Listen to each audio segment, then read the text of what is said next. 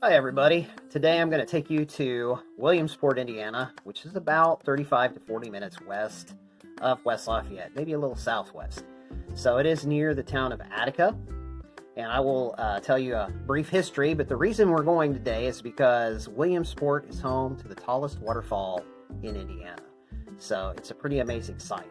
But first, let's talk a little bit about the history. So when we're talking about these towns that sit on water, and I'm talking specifically about the Wabash River, really they're some of the earliest settlements in Indiana. And the reason is because before the 1820s, Indiana was a vast wilderness. So the main routes of transportation were along the river cities. So pioneers are coming out of Kentucky, coming out of Ohio, Pennsylvania, Virginia, and they're following those rivers down to Indiana. And then once they hit the Wabash, they're coming north. So in addition to that, last week we talked a little bit about the Erie Canal. The Erie Canal happened to drop right into the Attica area. So right there where Williamsport and Attica meet is where the Erie Canal ends, feeds into the Wabash River, and from there you could take the rivers all the way down to New Orleans. So it was an important port town, and that's why we call it Williamsport.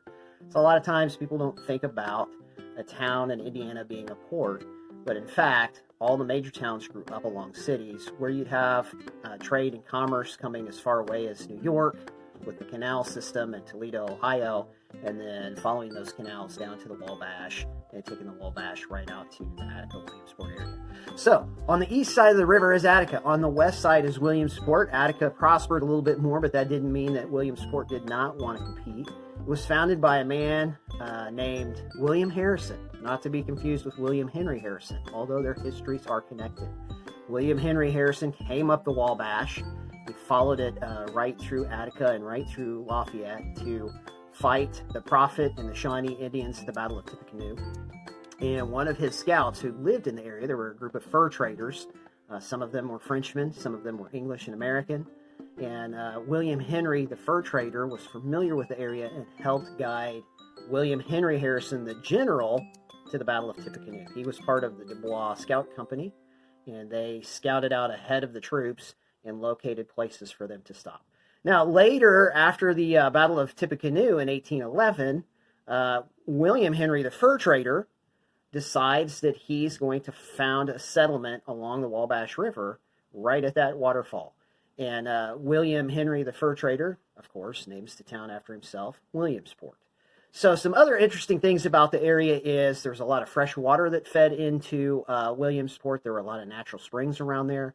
I'm also going to take you to Falls Creek Gorge today, which is just on the northwest side of Williamsport. And it's all connected with topography because these are the bluffs along the Wabash. So you get a lot of topography and you get some canyons like Turkey Run Canyon and Shades Creek Canyons. And you'll get some gorges that will go back in amongst some natural limestone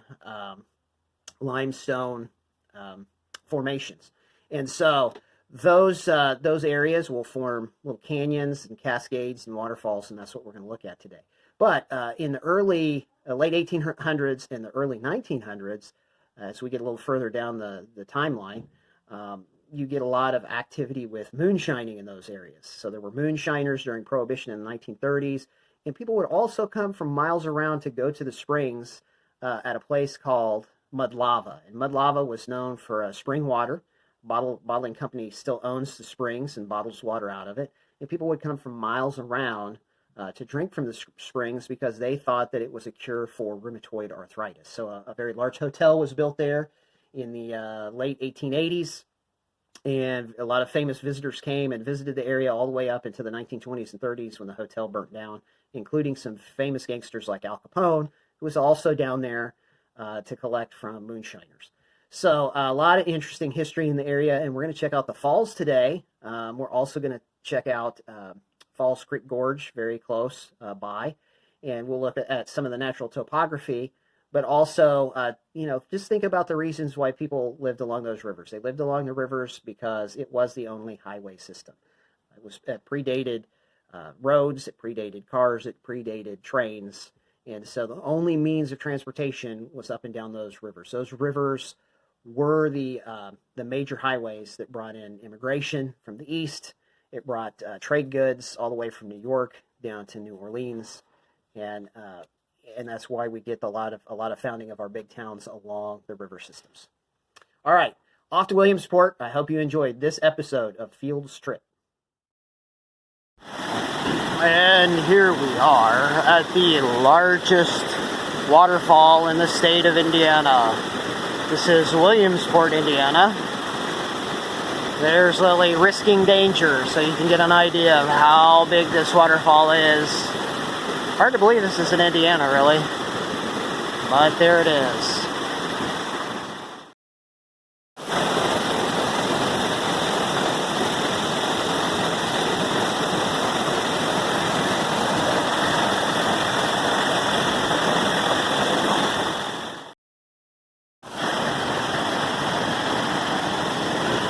Okay, this is the tallest waterfall in Indiana.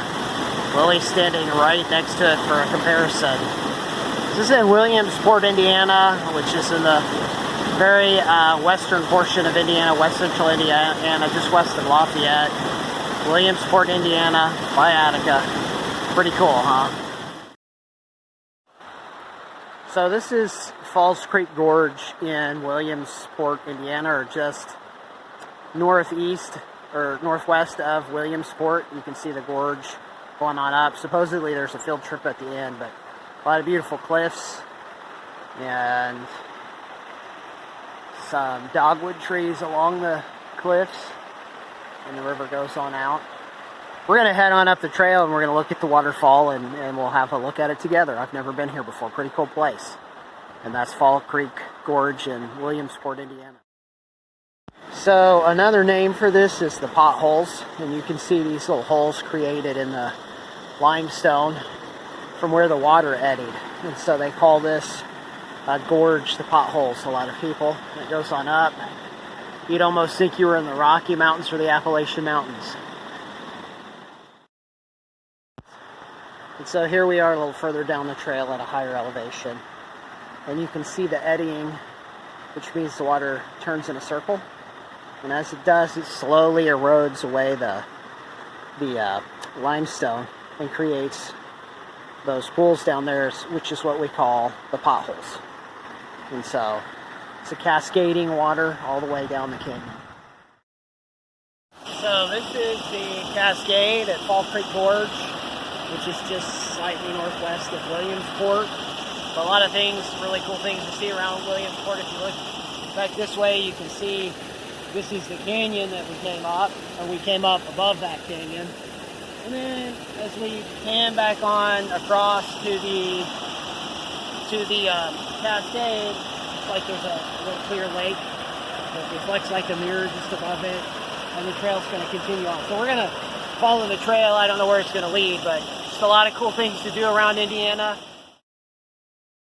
Okay, I wanted to give you guys a close-up of the eddying effect, and here's a much smaller pothole. We're closer to the bottom of the gorge, and you can see here's a little one starting to form, but this water comes running in. It'll hit right in here, and it'll start to circle around, and as it circles around, it carves a pothole into the sandstone and limestone of the riverbed, and that's why they call it the potholes. So here we are back at the Fields Hacienda, and just in conclusion, a couple things I want to say. Just how tall is the tallest waterfall in Indiana? Well, it measures in at 90 feet. So from where that water was falling all the way to where it hit the bottom, right there at the lake or the pond, would be a 90-foot distance.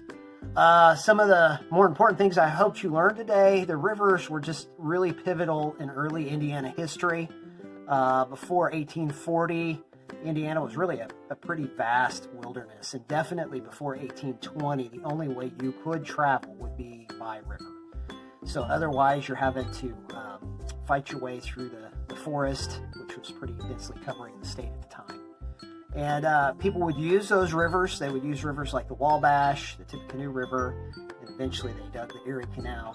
They could ship their goods, they could travel, and it was the highway system of early America. It helped the pioneers settle the Midwest.